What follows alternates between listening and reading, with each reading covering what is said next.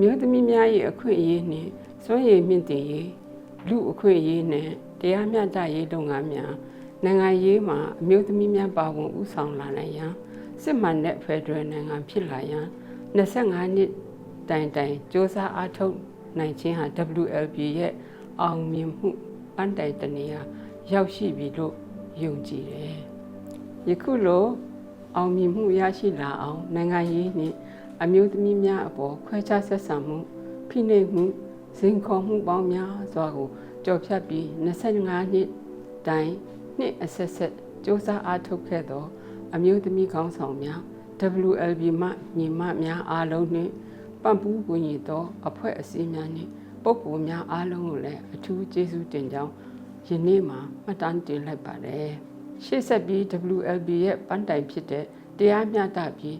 စစ်မှန်ငြိမ်းချမ်းသောဖက်ဒရယ်နိုင်ငံအမြန်ဆုံးတည်ဆောက်နိုင်ပါစေလို့ဆုမွန်ကောင်းတောင်းပေးအပ်ပါတယ်။